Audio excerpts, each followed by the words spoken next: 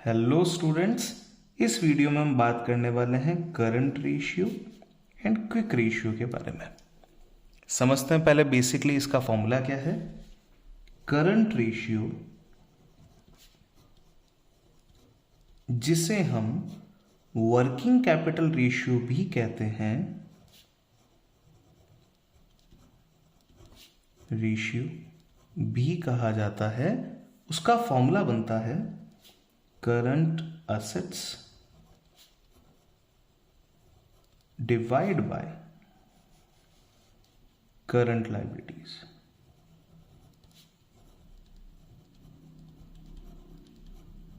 Done, ये इसका formula बनता है। दूसरा क्विक रेशियो, जिसे हम लिक्विड रेशियो भी कहते हैं, जिसे हम एसिड टेस्ट रेशियो भी कहते हैं,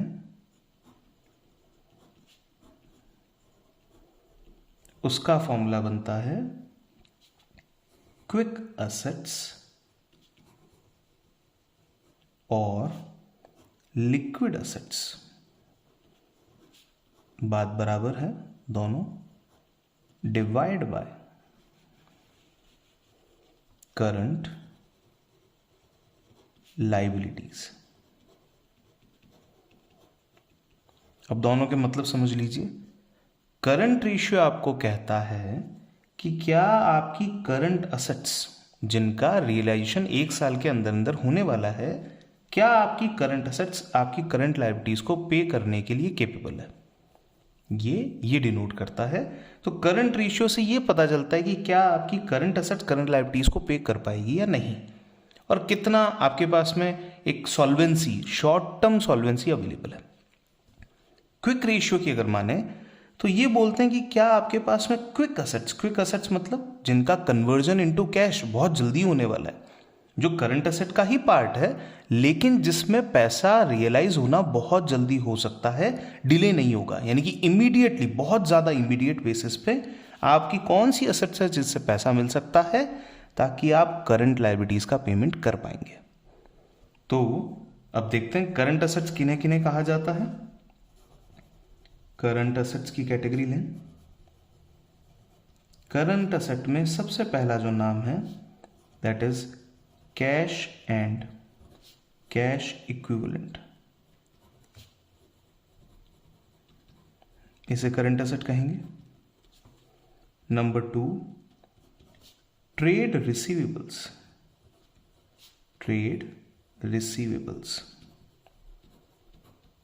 number 3,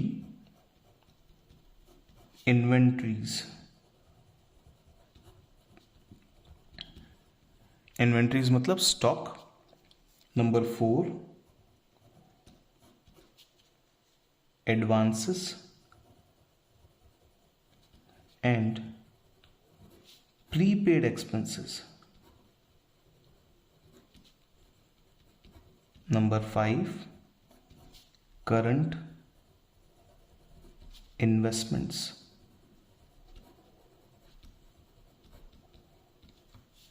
number 6, other current assets.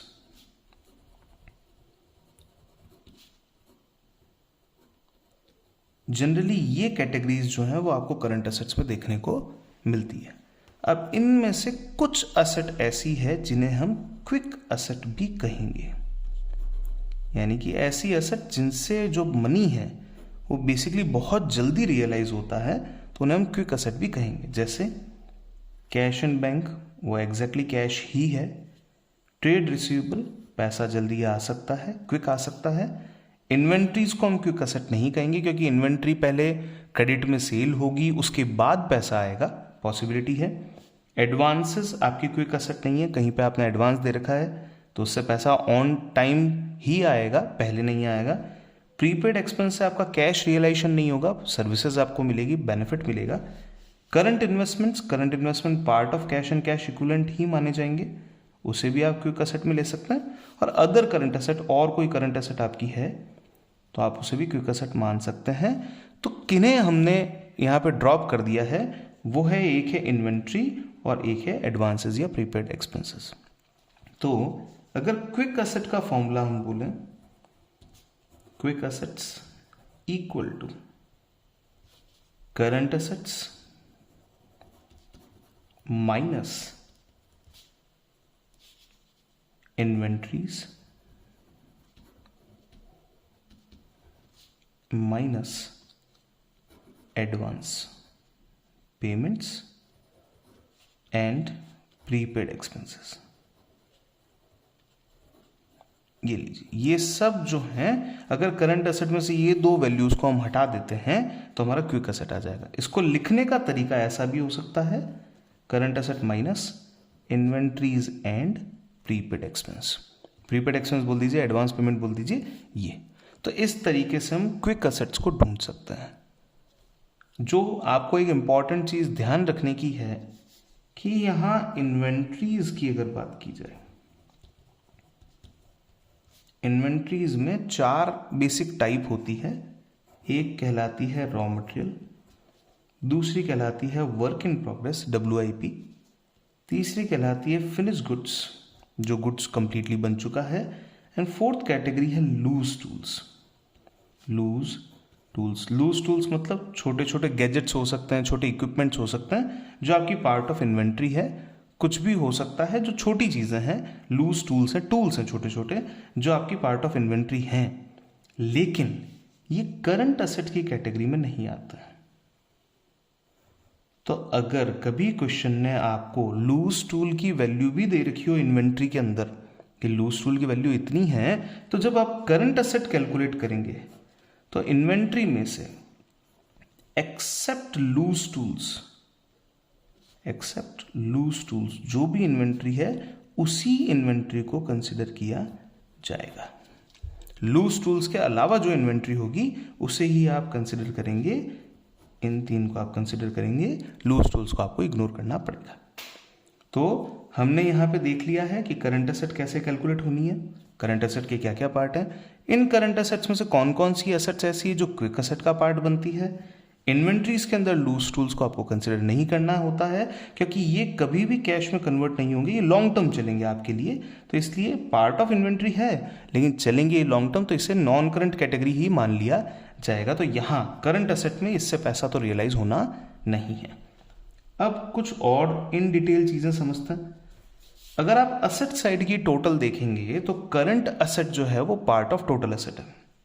तो करंट असेट्स को ढूंढने का एक तरीका और हो सकता है, current assets equal to total assets minus non current assets. ये एक तरीका आप करंट असेट्स को ढूंढने के लिए यूज में ले सकते हैं। अब चलिए एक और चीज आगे बढ़ते हैं। करंट असेट्स और करंट लायबिलिटीज के बीच का रिलेशनशिप कहलाता है वर्किंग कैपिटल। तो वर्किंग कैपिटल का फॉर्मूला क्या बना, working capital equal to current assets minus current liabilities.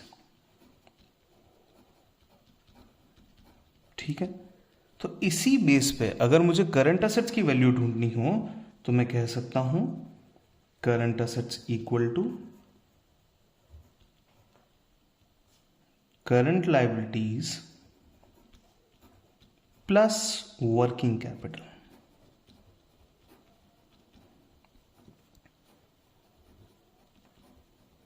Done.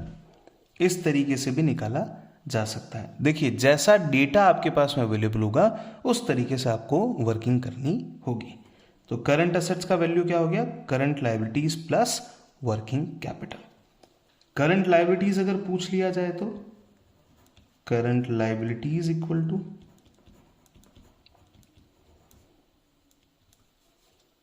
Current assets minus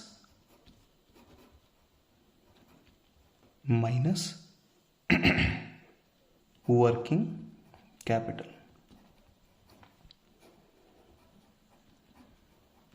done. अगर करंट लायबिलिटी का बेसिक फॉर्मूला आपको ढूंढना हो तो करंट लायबिलिटीज क्या होता है, देखिए टोटल असेट्स ही टोटल लाइबिलिटी साइड की भी टोटल मैच होती है, मतलब असेट साइड की टोटल और लाइबिलिटी साइड की टोटल विथ कैपिटल मैच होगी। तो अगर मैं टोटल असेट्स की वैल्यू में से share holders fund and non current liability को माइनस कर देता हूं तो मेरी करंट लाइबिलिटी की वैल्यू आ जाएगी। ये सब चीजें बराबर समझ में आ रही हैं? अगर इन चीजों को बराबर समझा जा पा रहा है तब हम आगे बढ़ते हैं कुछ क्वेश्चंस की तरफ और थोड़ा सा और अपन इसको डीप में समझ पाएंगे। तो चलिए शुरुआत करते हैं, नेक्स्ट आगे बढ़ते हैं। देखिए अगर मैं एक छोटी सी बैलेंस शीट बनाता हूं तो भी आप इन चीजों को समझ पाएंगे। बैलेंस शीट, मैं वर्टिकल बैलेंस शीट नहीं बना रहा हूं क्योंकि अभी मुझे कंपनी की बैलेंस शीट नहीं समझानी है आपको एक बेसिक अंडरस्टैंडिंग बतानी है कि हाँ वर्टिकल बैलेंस शीट में होगा क्या, लाइबिलिटी एंड इक्विटी जो है वो ऊपर आ जाएगी और एसेट्स जो है नीचे आ जाएगी। अभी मैं आपको केवल हॉरिजॉन्टल बैलेंस शीट समझा रहा हूं, कंपनी की ही बैलेंस शीट को हॉरिजॉन्टल बेसिस पे समझा रहा हूं आपको, तो बड़े ध्यान से समझें। ये जो वैल्यू है इसे हम कहेंगे टोटल एसेट। इससे आपको फॉर्मूला याद रखने में मदद मिलेगी। टोटल एसेट्स, आप इसी वैल्यू को टोटल एसेट्स बोल दीजिए। अब जो लाइबिलिटी साइड का आइटम है यानी कि इक्विटी एंड लाइबिलिटी हम जिसको कहते हैं इक्विटी एंड लाइबिलिटीज, और इस तरफ आते हैं असेट्स। तो इक्विटी एंड लाइबिलिटीज में सबसे पहला नाम आता है shareholder fund, share holders fund.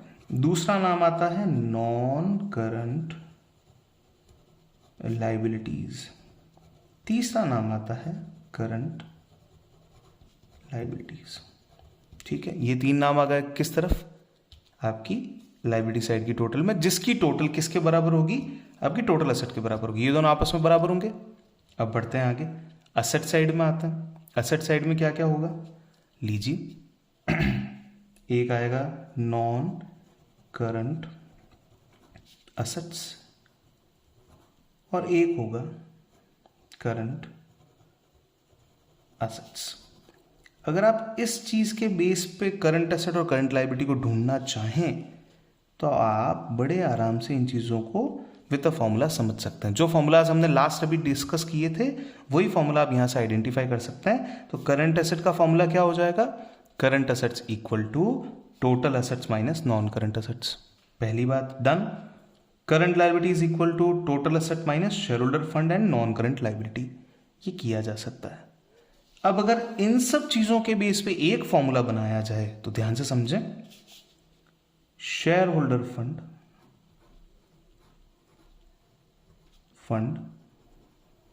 Plus non current liabilities plus current liabilities equal to non current assets plus current assets.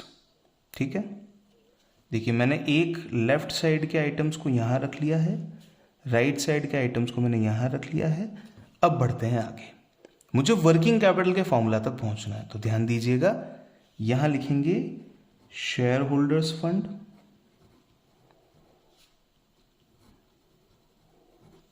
ये हो गया share holders fund plus non current liabilities. Current liability को हम उधर ले जाएंगे माइनस में, और नॉन करंट असेट्स को इधर लेके आ जाते हैं minus non current assets equal to ये करंट असेट्स है माइनस करंट लायबिलिटीज जो ऑलरेडी इधर ट्रांसफर हमने किया है। तो अब यहां से वर्किंग कैपिटल को कैलकुलेट करने का एक और फॉर्मूला आ जाता है, working capital equals to shareholders fund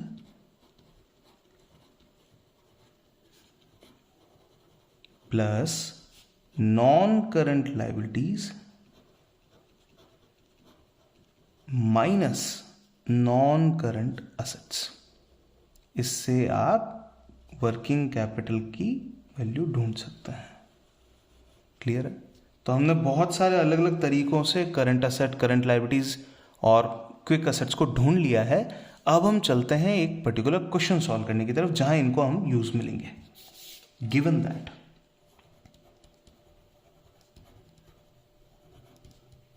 current ratio equal to 4.5 is to 2, ठीक है, ये करंट रेशियो की वैल्यू है। Quick ratio equal to 1.8 is to 1, clear, comma shareholders fund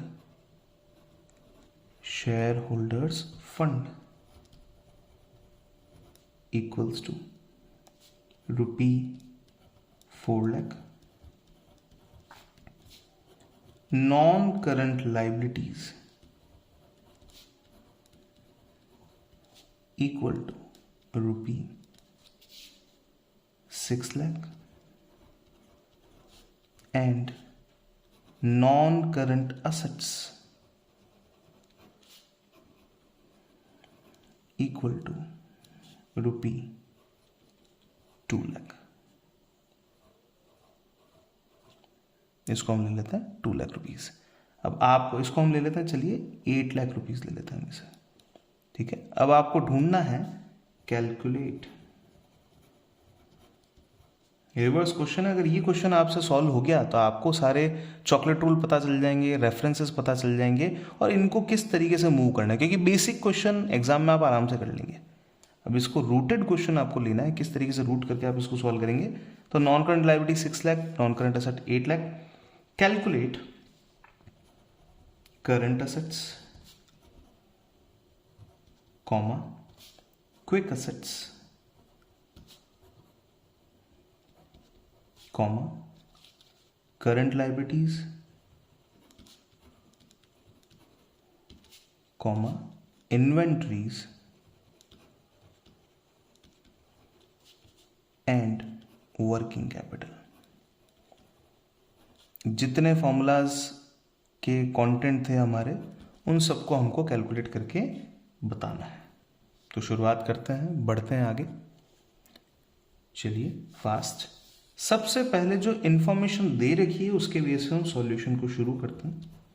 references हमारे बिल्ड करते हैं। अगर आपने रेफरेंसेस बिल्ड कर दिए हैं तो आपका काम बहुत आसान हो जाएगा। फिर आप चॉकलेट रूल अप्लाई कर सकते हैं। आप अगर एंड तो जो है, जो इफ एंड देन वाला जो सीन है वो आप क्लियर कर सकते हैं इजीली। देखिए करंट रेशियो कितना है, 4.5 डिवाइड बाई 2। क्विक रेशियो कितना है,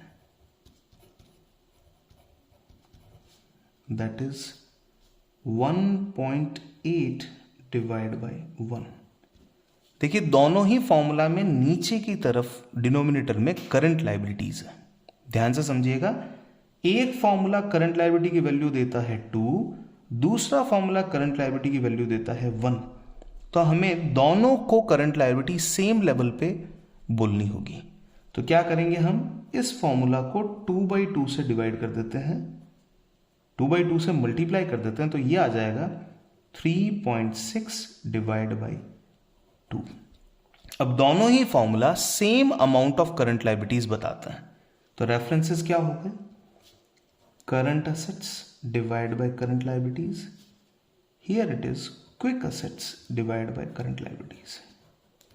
तो हमारे रेफरेंसेस इस तरीके से बिल्ड होंगे। References are current assets 4.5, current liabilities 2, quick assets 3.6। Done. इनके बेस पे हम दो और रेफरेंसेस यहां पे बिल्ड कर सकते हैं। एक है इन्वेंट्रीज, जिसको हमको ढूंढना है। अगर प्रीपेड एक्सपेंसेस नहीं भी दे रखे हैं तो इन्वेंट्री हम लिख सकते हैं, इन्वेंट्री वहां पे काम की है। इन्वेंट्रीज होती है current assets and quick asset के बीच का डिफरेंस। तो C A minus Q A that is 4.5 minus 3.6 equal to 0.90। ये वैल्यू बनती है आपकी इन्वेंट्रीज की अंडर द रेफरेंसेस। अब बढ़ते हैं आगे। अगला है वर्किंग कैपिटल। वर्किंग कैपिटल के रेफरेंस की बात करें, equal to current assets minus current liabilities. शुरुआत करते हैं। Current asset minus current liabilities कैसे करेंगे? करंट असेट की value 4.5 minus current liabilities equal to 2, तो आंसर विल बी 2.5। ये सारे रेफरेंसेस हमने बिल्ड कर दिए हैं। अब बात करते हैं from the another data, working capital की कैलकुलेशन करते हैं। वर्किंग कैपिटल इक्वल टू, देखिए शेयर होल्डर फंड दे रखा है, नॉन करंट लायबिलिटी दे रखी है, नॉन करंट एसेट दे रखी है, तो इससे हम वर्किंग कैपिटल ढूंढ पाएंगे। तो working capital equal to shareholders fund plus non current liabilities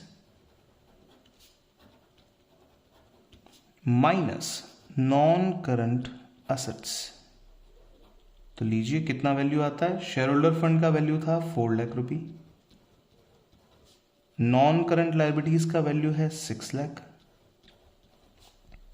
non current assets का वैल्यू है 8 लाख। तो वर्किंग कैपिटल का वैल्यू आ चुका है आपका 2 लाख रुपीस। डन। अब वर्किंग कैपिटल का एब्सोल्यूट वैल्यू आपके पास में अवेलेबल है, रूपी वैल्यू आपके पास में अवेलेबल है, और वर्किंग कैपिटल का रेफरेंस वैल्यू भी आपके पास में अवेलेबल है। तो let's find out the other data. Current assets equal to, अब ध्यान से देखिएगा, रूपी 2 लाख। अगर बोलते टाइम पे मैंने इसे डिवाइड किया है, रूपी 2 लाख अगर 2.5 है तो हमें करंट असेट का रेफरेंस लेना है। करंट असेट की वैल्यू कितनी है? 4.5। तो हमें 4.5 से मल्टीप्लाई करना है। तो आइए कितना होगा? 2 लाख डिवाइड बाय 2.5। किसी भी चीज को 2.5 से अगर आपको डिवाइड करना है तो आप सिंपली बेस वैल्यू को 4 से मल्टीप्लाई करें।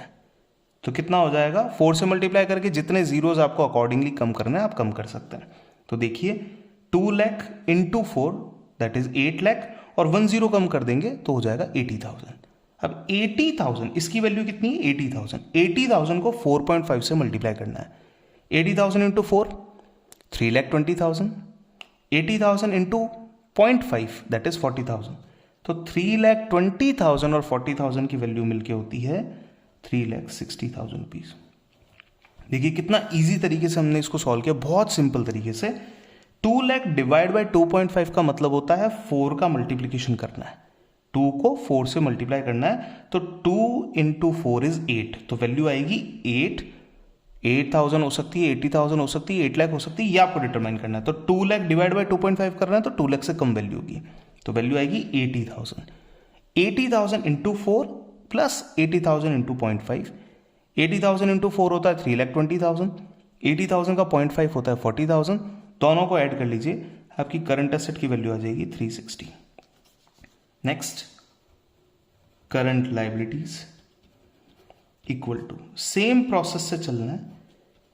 रूपी 2 लाख अगर 2.5 है तो करंट लायबिलिटीज की वैल्यू कितनी थी?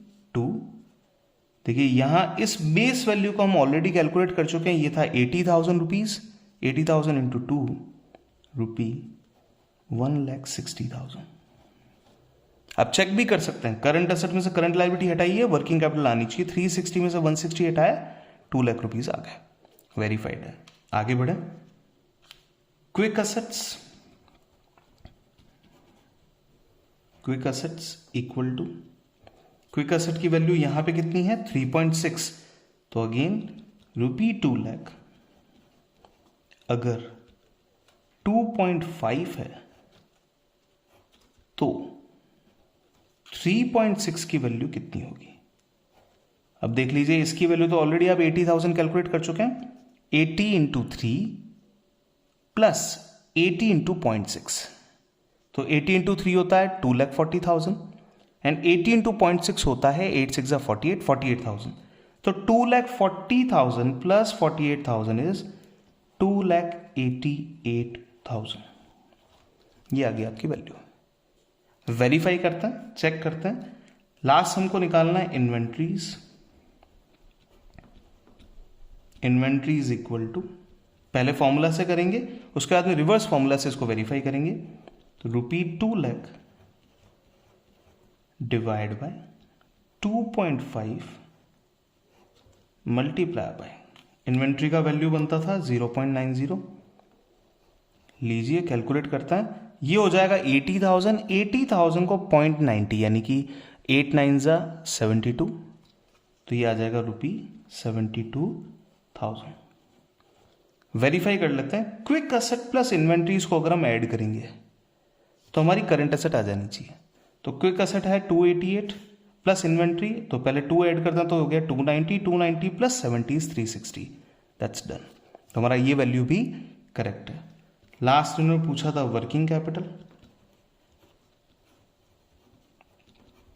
उसका वैल्यू आपके पास में आ जाएगा ₹2 लाख इजीली। वो पहले से ही हमने कैलकुलेट कर लिया था, तो इस तरीके से सारी वैल्यूज आपकी ढूंढी जा सकती है। अगर आपसे ये क्वेश्चन अपने लेवल पे सॉल्व हो जाता है तो मुझे ऐसा लगता है कि आप बाकी क्वेश्चंस भी बहुत अच्छे तरीके से सॉल्व कर पाएंगे। अगर आपको ये वीडियो काफ़ी कंफर्टेबल लगी, अगर आपको ये ratios current asset current liabilities के रेशियो आपको समझ में आए हैं और पैटर्न आपको समझ में आया कि एग्जाम में कैसे लिखना है, किस तरीके से कैलकुलेट करना है। देखिए, मैंने फॉर्मूलाज कहीं नहीं लिए, मैंने फॉर्मूलाज को कन्वर्ट भी नहीं किया, मैंने बेसिक रेफरेंसेस आइडेंटिफाई किए और उस बेसिक रेफरेंस के बेस पे मेरे सॉल्यूशंस यहाँ पे आ गए। तो अगर आपको लगता है कि ये वीडियो आपके काम आ रही है और किसी और के भी काम आ सकती है तो प्लीज़ शेयर द वीडियो और चैनल को सब्सक्राइब कीजिए, वीडियोस को लाइक करते जाएं और हमें मोटिवेट करते जाएं। Thank you so much.